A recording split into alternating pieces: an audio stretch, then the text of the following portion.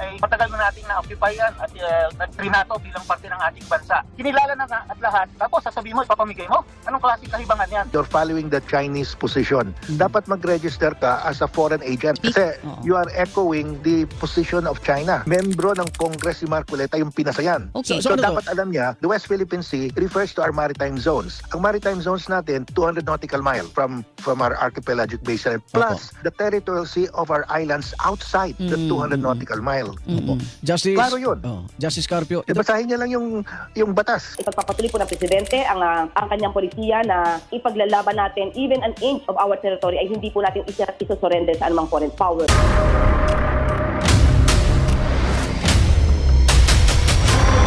Bago tayo mag-umpisa, baka pwede nyong i-like ang video na to. Malaking bagay ang like sa aming mga content creators. Maraming salamat po.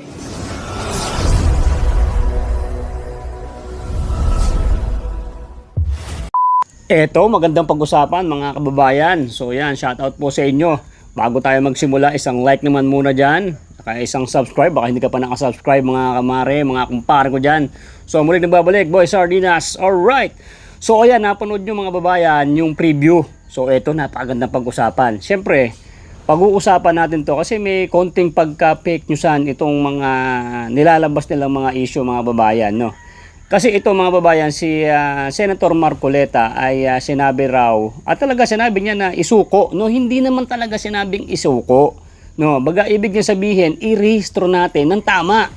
Baga ang lumalabas dito mga babayan, ano tayo dun sa isla na yan ay squatter.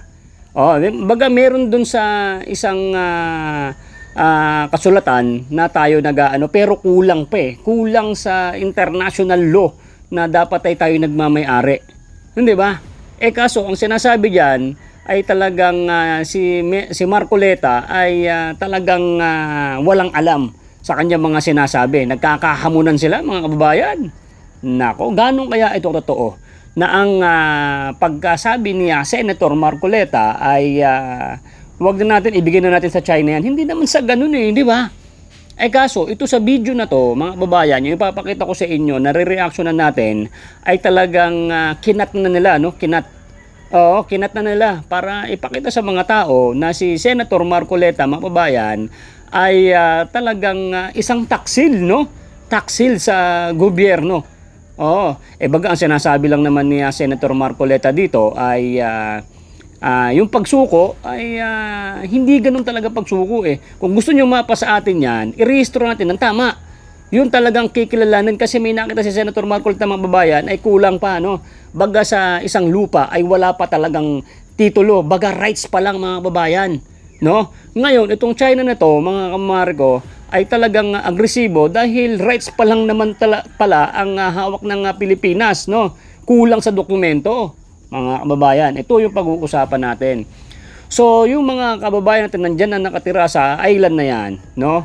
Talagang haharasin sila ng mga China. Alam nyo naman, napakalakas ng China. Talagang bubulihin talaga tayo dahil kulang tayo ng mga dokumento. Oo, mga kababayan. At ngayon, siyempre, sa panahon ni Bongbong Marcos, mga kababayan, ay nagsimula na tayong bulihin. Samantalang noong panahon ni Tatay Digong, kaibigan ho natin ang China. Hindi ba? Kita nyo, nag-donate po ng napaka-bilyones na halaga ng nung napakagandang tulay. So, ang Pilipinas at ang China, ayos noon dati. No? Nung naging si Bongbong Marcos na, ay talagang nagkabalhuran na. No? Talagang nawala na yung dating samahan. No? Pwedeng mangisda ang mga Pilipino diyan sa dagat natin, walang binobomba. Ngayon may binobomba na. Ano ang dahilan? Hindi ba? Sasabihin nila na ipaglaban natin to hanggang sa dulo ng ng hininga ng mga sundalo. Kayo na lang. Kayo kaya makipaglaban. Yung mga sundalo natin, lang yan, isang pindot lang ng China yan Ha? Kayo ba? Kayo nyo makipaglaban dyan? Yung mga na magagaling magsasalita dyan na kayang makipagdigma sa China? Baka pag pumutok na ang China na yan, baka sabihin nyo, surrender na kayo agad Alam nyo, kahit tulungan ho tayo ng mga Amerikano, bibigyan lang ho tayo ng mga missiles niyan, bigyan lang tayo ng ganitong panlaban, pero iiwanan din tayo sa area niyan. No? bebentahan lang din ho tayo ng mga missile niyan, bebentahan tayo ng mga armas, hanggang dun lang. Pero yung pakikipagdigma, hindi yan makikipagdigma talaga. So, suportahan lang tayo. Baka bibigyan lang tayo ng mga ilang sundalo niyan. At pag naubos na yung kanilang mga sundalo, babay, Pilipinas. Pero lusak na ang Pilipinas. Ano ba talaga dapat ang ipaglaban talaga, no? Eto mga kababayan, ito nakikita ko Pag si BP Sara na upo na bilang presidente sa 2028 ay kayang ayusin niyang sigalot na yan ng China about dito sa ating pinaglalaban na island. May pwede mapag-usapan yan Hindi ba? Hindi yung sasabihin mo sa China, hindi namin to papayagan. Barang sinasabi nitong mga na kaya nila makipagdigma, makipagbombitan, talagang makipag-anuhan. Dahil may mga missile na iniwan ng Amerika dito sa Pilipinas, ilang piraso lang yan. Nako, nasa libo ba yung missile na binigay ng Amerikano dito sa atin? Nako po, baka 5 piraso lang yan, 5 putok lang yan. Kaya nyo bang sanggahin yung mga missile na kayang pakawalan ng China dito sa Pilipinas? Tulad na nakita nyo sa Israel, sa mga kalaban nila, di ba? Nag-uulanan ng mga missile, di ba? May pang ano pa yan, may pang trap ng missile, talagang sumasabog sa ere. Meron ba tayo niyan? Mga kababayan, tanong ko sa inyo. Ito kasi na naggagaling-galingan, itong mga nagsasalita na to, no? Na handa na silang makipaglaban. Di kayo nila makipaglaban. Kakawawaan yung mga sundalo natin yung mga drone pa lang ng mga China na yun, baka hindi na makaputok ang mga sundalo natin Ang gawin nyo dyan, makipag-usap kayo ng maayos, hindi nyo binabalahura ang mga China. Napakaganda nga ng China, yung mga China kasi mga kababayan ay malaki na itutulong sa Pilipinas. Biruin mo yung mga kalakal natin, mura, puro China, made in China. Ngayon aawayin mo, makipag-usap ka dyan. Halimbawa, ang China, ito lang, komentaryo lang tayo mga babayan. Halimbawa, ang China, bakit nila gusto ang island na yan? Makipag-usap ang Pilipinas, no? O sige, ito tayo, gawin nyo, anong kukunin nyo dyan? 60-40 tayo. Kayo na ang mag-ano dyan, kayo na mag-invest. Ganun dapat. Hindi yung aawain nyo, pinaglalaban kasi ng China, rights pa lang kayo dyan. Kulang nga kayo tapos ngayon, gaganyanin nyo sila. O to, ito, panoorin din to mga babayan, no? Wait lang. Eto mga babayan, panoorin natin. Marcoleta, bumalik ang pinakawalang pumpa sa mga Pilipino. Marcoleta, hirap nang makatakas sa binitawang salita. Halika, atin itong pag-usapan mga kaibigan. Ano ba talaga ipagpapatayan natin dito? We will Oh. offer our lives, including the lives of our children, and to die for something that is not even within our EEC? Senator Marcoleta, bumalik ang pinakawalang bomba laban sa mga Pilipino. Laban sa Kalayaan Island. At ang bomba bumabalik sa kanya. Akala ni Senator Rodante Marcolet ay madadaan sa simpleng paglilinaw ang kanyang binitawang salita tungkol sa pag-give up sa Kalayaan Island Group. Pero ang bomba sa kanyang pinakawalan ay bumalik sa kanya at ngayon ay tila wala na siyang matatakasan. Ang Kalayaan Island, ang pinakamalaking barangay sa Pilipinas na umaabot ng more than 80 hectares. At bakit kinuguyog ngayon si Senator Marcoleta ng mga netizens at maging ang mga taga-Kalayaan ay galit na galit at ilang mga eksperto ang nagsalita patungkol sa pahayag ni Marcoleta at kung bakit ang hamon ni Commodore J. Tariela na sumama siya sa patrol flight ay isang moment of truth para sa senador. Huwag kang kukurap dahil ang dulo ng video ito ang maglalantad kung bakit ang usapin ito ay hindi lang basta maling konteksto kundi usapin. So ayan mga babayan sinasama na si Senator Marcoleta na magpatrol. Ipapakita nyo kay Senator Marcoleta kung ganong ka-dangerous doon at ay pakikipagsagupa sa bomba ng tubig ng China. Alam na namin yun, sasama nyo pa kayo nga nahihirapan na si Senator Marcoleta, natanda na sasama nyo pa dyan. At ang sabi nila mga kababayan, maraming netizen daw ang nagrereklamo at ay galit na galit. Wala naman silang atinan nyo. Kung may papakitang video na galit daw ang mga netizen, ang galit na galit lang, itong mga ito, ng mga nagkasalita, na matataas na opisyal. Okay? Pero yun, napakalaki din mga kababayan 80 hectares. So napakadaming kababayan na natin ang mga nakatira dyan. At talagang marami ng pamilya, no, mga kabataan na nandyan. So ang gusto lang kasi ni Senator Marcoleta, i-restore ng maayos. Kulang eh.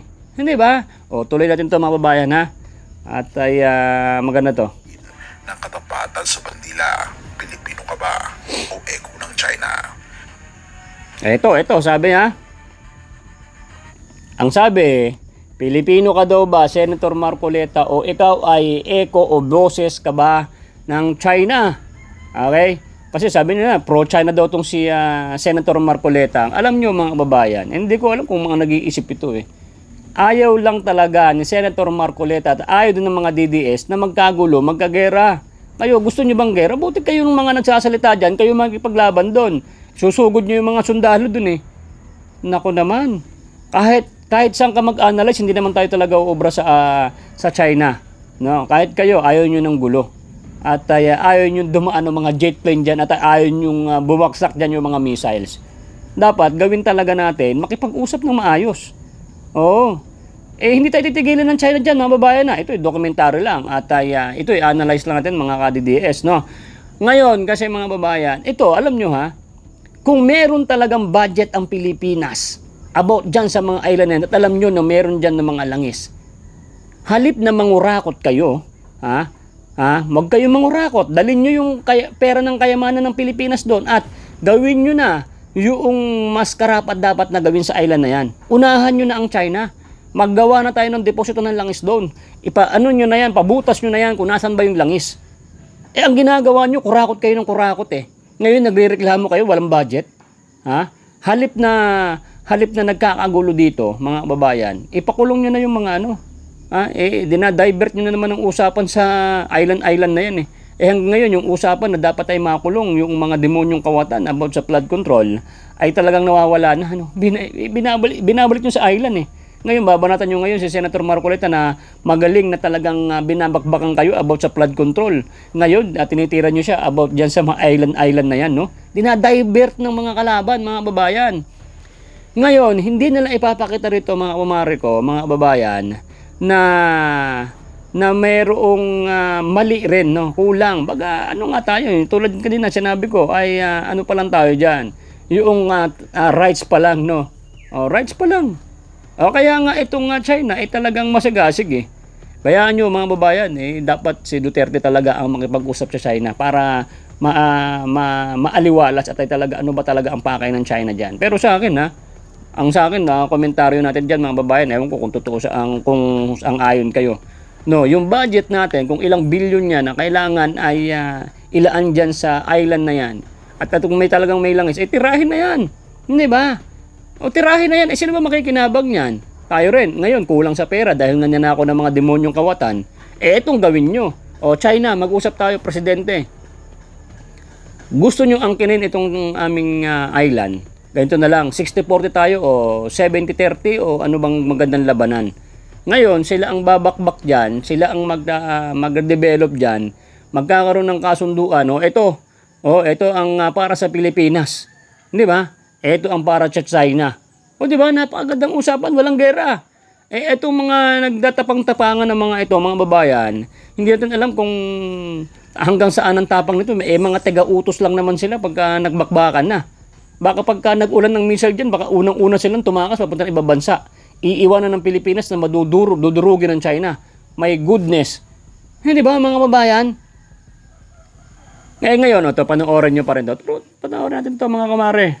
Maganda to eh. Yan panoorin nyo Nitong nakaraang Miyerkules sa Komisyon on Appointments, ito. nagbitiyo si Marcoleta ng mga salitang naging mitsa ng matinding kuyog sa kanya sa social media. Kinuyog daw Sabi niya, ano ba talagang ipinagpapatayan natin dito?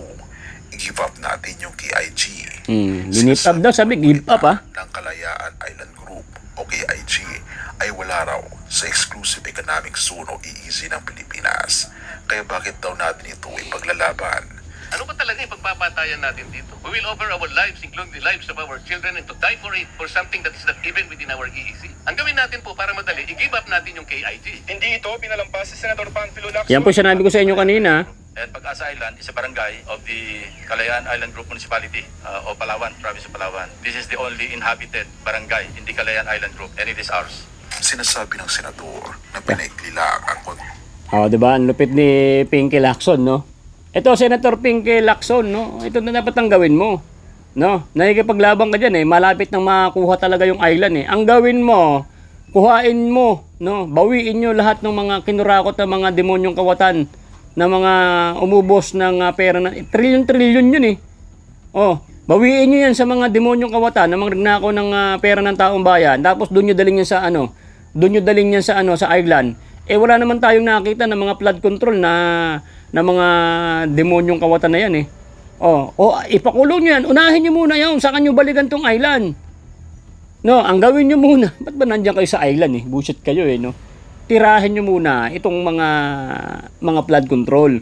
Mabawi natin sa mga sangkot diyan sa flood control, magkakaroon tayo ng pera. Mababawi yan.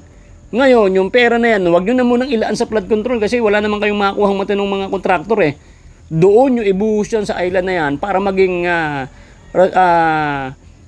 source ng ating mga langis. At alam nyo na, talagang source ng langis yan. Kaya ang gusto nga ng China yun, Doon nyo ibaksak yung pera na yan. No? At huwag kayong kukuha ng kontraktor ng mga tulad ng Diskaya na uubusin naman, magiging baka halip na makasipsip ng langis, baka masipsip tubig pa rin ng dagat. Hindi ba? Wala na kaming tiwala sa mga kontraktor nyo, Diyos ko. Di ba mga babayan? Palagay nyo, tama ako o tama ako? Di ba? Kuhain nyo muna yung mga pera ng mga kasabwat dyan sa mga flood control, magkakaperang Pilipinas. Ngayon pinag-uusapan nyo na rin naman yan. Meron ba kayong budget doon? Hindi ba? Wala kayong budget? Ang China, meron budget. Bayaan nyo kaya sa China yan at ay maki-commission na lang tayo dyan sa gagawin na yan. Siyempre, may kontrata yan. Hindi naman tayo gagawin ng China. Kasi si Tatay Digong at ang China ay magkasundo, no? Biruin mo, binigyan nga tayo ng napakagandang tulay. Pag ang presidente ng Pilipinas at ang presidente ng China magkasundo sa lahat ng usapan yan, walang problema yan. Hindi yung ganito ngayon, ginagago yung China, lahat na lang ng ngayon, ng produkto natin, China. Mga boss natin na mababait, mga China, mababait, magagaling, magpasahod. Samantalang yung mga Pilipino, mga boss nyo, di ba, mga kuripot, di ba, ang mga China na mga boss yan, marami yan, dyan sa Manila, mga boss nila, mga in-check, okay naman. Hindi ba? Maayos naman makipag-usap ang China at ang, wag mo lang din sila lulukohin. Hindi ba? So dito, sa aking opinion dito, sa napapanood natin mga babayan, ito si Pinky Lacson, nagsasalita, sa atin yan. Bullshit ka. Yung pera doon sa flood control, sa atin din naman yun ninakaw Yun ang unahin nyo. Binabago nyo na naman ang mga usapan. Bullshit. Di ba? Tuloy pa rin to. Panoorin si Pinky. Pinky, pasok. Asan na ba si Pinky? Pinky. Asan na si Pinky? konteksto ng kanyang sinabi. Pero para sa mga nakinig, malinaw ang mensahe. Pagsuko, therefore, ang mga eksperto sa maritime law ay hindi na nakapagpigil. Tinawag itong kaibangan at tila pagsunod sa naratibo ng China. Ang masaklap, ginagawa itong argumentong legal ni Marcoleta habang ang China ay lalong nagpapalakas ng puwersa. Ang nagpapalakas, malakas na talaga yan. Sabi nila, we take offense. Hindi lang sa Maynila umiinit ang issue. Ang mga residente mismo ng Pag-asa Island, ang pinakamalaking munisipalidad sa Pilipinas na may mahigit 400 na residente ay nasaktan. Sabi nila, 400 lang pala konti. Habang ang mga pamilya doon ay nakikipagsapalaran. Ito, komentohan natin to. Araw-araw sa gitna ng mga babayan 400 na pamilya. Tapos isusubo mo ang buong Pilipinas sa gera. My goodness, Pinky. Hindi ba? 400. 400. Ewan ko, totoo yan. 400 na saktan ang 400 na family sa ginawa ni Senator Marcoleta nga ni. Di ba? Tapos pag nagkagera, nagkaasaran, nagkaputukan, buong Pilipinas, ubos, lusak. Di ba? Pulbos ang Pilipinas. Ito si Pinky, ipagpapalit niya yung 400 na pamilya sa buong Pilipinas kung talagang magkakaasaran sila dyan, about dyan sa island na yan. Di ba? Nasaktan daw. Ang gusto mo, milyon ang masaktan na magkagera dito. My goodness. ng mga barko ng China, ang isang mamabata sa komportabling opisina ay nagmumungkahi na isurrender ang kanilang tahanan. Sinasabi ni Marcoleta na kailangan lang daw magdeposito ng mapa sa UN. Pero ayon kay Justice Antonio Carpio, basahin lang dapat ni Marcoleta ang batas. Ang KIG ay teritoryo natin dahil sa effective occupation, hindi lang dahil sa EEZ. Therefore, ang Sangguniang Bayan ng Kalayaan ay naghahanda na ng resolusyon. Rights nga lang yan, rights. Sa record ng Senado, ang mga mapanganib na salip ni Marcoleta. I take offense for what he has said kasi parang anong silbi nung bayan namin? Anong silbi nung mga magigiting na mamamayan namin? Na they have already given up yung greener pastures elsewhere in the country just to stay there, being their kids, para gampanan yung provision sa BD 5096, yung effective occupation and control. Ang hamon ni Commodore J. Tariela. Dahil sa init ng issue, hindi na nakatiis si PCG spokesperson Eto na. Commodore J. Tariela. Inimbitahan niya si Marcoleta na sumama sa isang maritime domain awareness flight. Gusto ni Tariela na makita mismo ng senador ang tensyon sa dagat at ang blatant harassment ng mga Chinese warship. Sinasabi ni Marcoleta na ang kanyang pahayag ay legal, may diskusyon lang, pero ang hamon ng Coast Guard ay isang pagsubok sa kanyang political will. Kakayanin kaya ni Marcoleta na harapin ang mga taga-Pag-asa Island na kanyang ibibigay sana sa iba. Therefore, ang imbitasyong ito ay naging simbolo ng paniningil ng taong bayan sa mga opisyal na tila nakakalimot sa kanilang mga sinumpaang tungkulin. Inibitahan ni Philippine Coast Guard Commodore J. Tariela ang mambabatas na sumama sa susunod na Joint Maritime Domain Awareness Flight. Ayon kay Tariela, handa siyang i-arrange at samahan ng mambabatas sa awareness flight upang umani na matinding pagbabatikos si Marcoleta matapos sabihin sa isang Senate hearing na dapat na isuko ng Pilipinas ang Kalayaan Island Group na para sa kanya ay nasa labas ng Exclusive Economic Zone. Treason o pagtataksil sa interes ng bansa. May mga legal experts na nagsasabi ang mga pahayag na tulad nito ay maaaring ituring na pagtataksil sa interes ng bansa. Pero ayon sa batas, ang treason sa revised penal code ay nangangailangan ng aktwal na digmaan ang moral at politikal na aspeto nito na magiging pagtatraitor sa soberanya. Pero hindi raw ito kumakatawan sa sinabi ni Marcoleta. Sinasabi ni Marcoleta na pinoprotektahan lang niya ang buhay ng mga Pilipino mula sa gera, pero ang pagsuko ng teritoryo ay hindi kapayapaan kundi pagkatalo.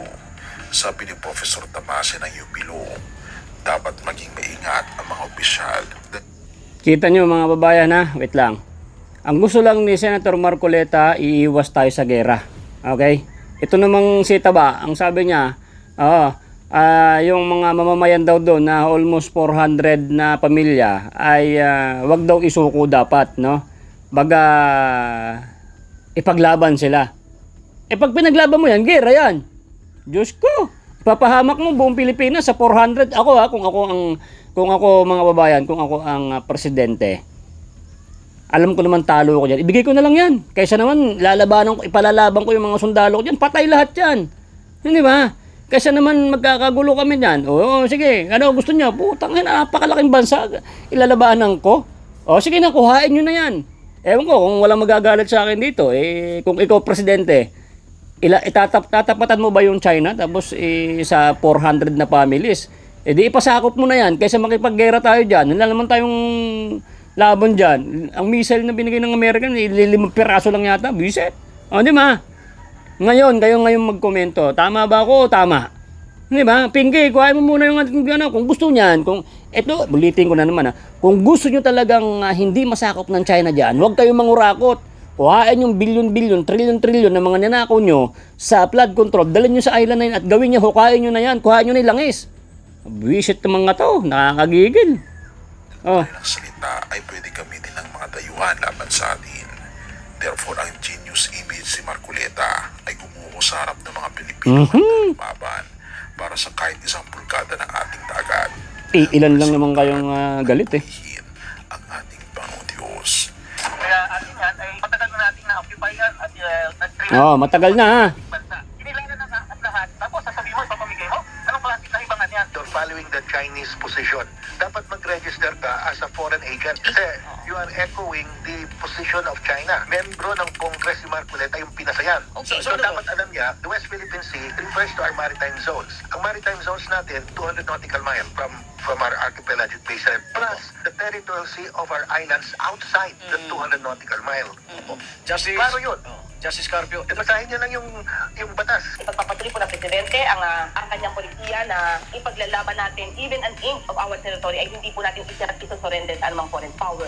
Sa gitna ng usaping ito, nagpagkataks Yun. Sabi, pagtataksil ha, mga kababayan, nagtaksil si Senator Marcoleta. Nakita niyo pa naman, nagsalita na rin si Auntie Claire, ha? O, eto mga kababayan, sabihin niyo na lang na tama kayo na merong kayong rehistro o talaga nakarehistro yan. Sinasakop nga tayo. Paano gagawin natin? Di isuko mo yan para walang gera. Ipagpalit ko na lang yung 400 na pamilya. Sinakop na tayo kaysa malusak ang Pilipinas, kaysa makipaggera tayo, ibigay mo na yan. Di ba? Bakit may kipaglabang ka pa dyan? Yung mga nagsasalita na to, pagka baginera ba kayo, Auntie Claire, baka tumakas kayo, papunta kayo bansa. Kayo mga kumakomodor kayo. Pag pinaulan kayo ng missile dyan, hindi ba kayo tatakas? May kipaglaban ba kayo? Anong armas nyo? Bakit tirador lang yan? My goodness.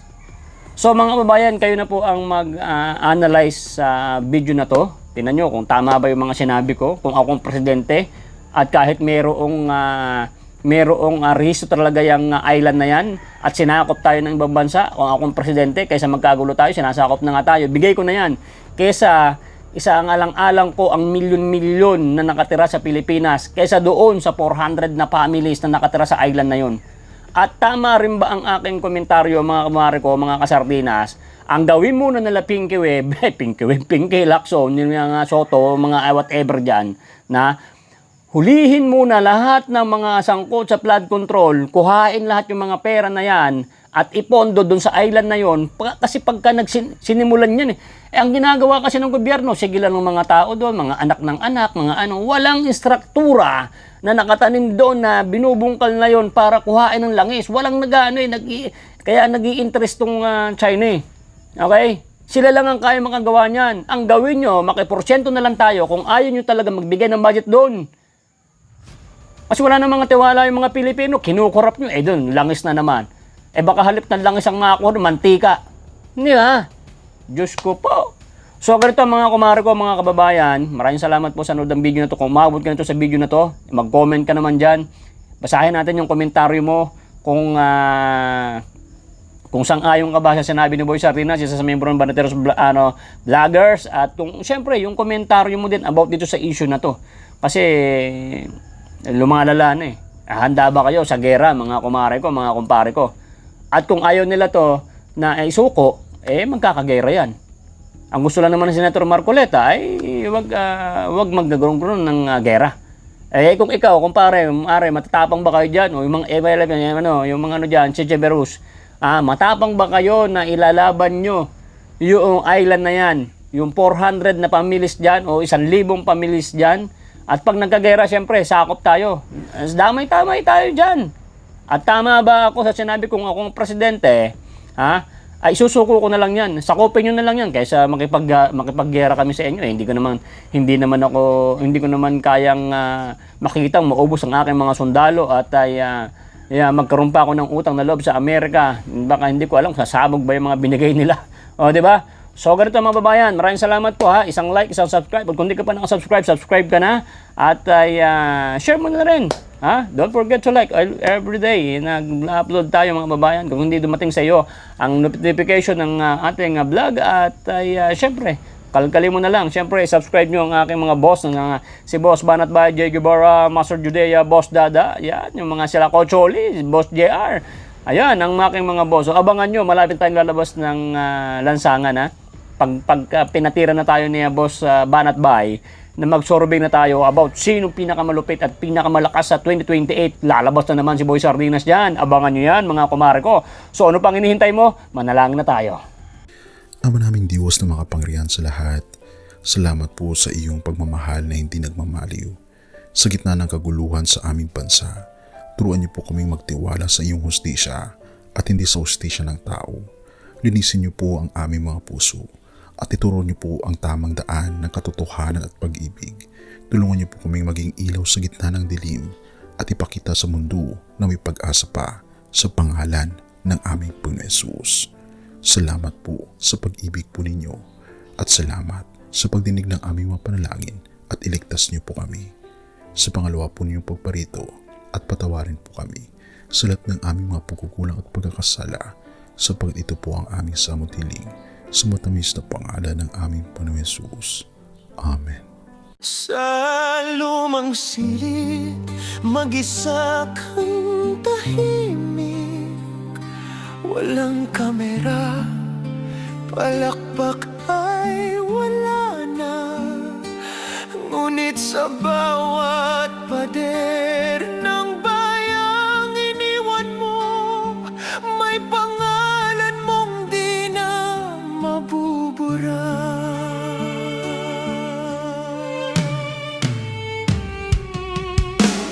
Minsan kang naging balikat ng mahihina, kalaban ng takot, kakampi ng masa.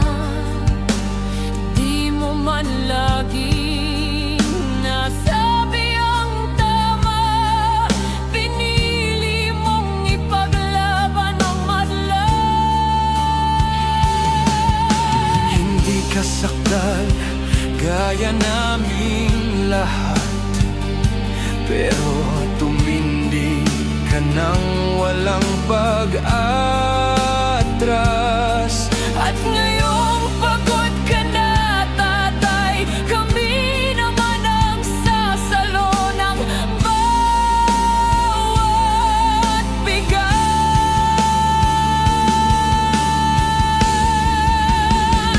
Hanggang sa dulo, ikaw ay mahal. Kahit papagod na ang iyong katawan, tatay, salamat sa iyong paglaban. Ngayon, kami naman hanggang sa dulo. Di ka namin iiwan. Ang kwento mo'y dala ng bayan.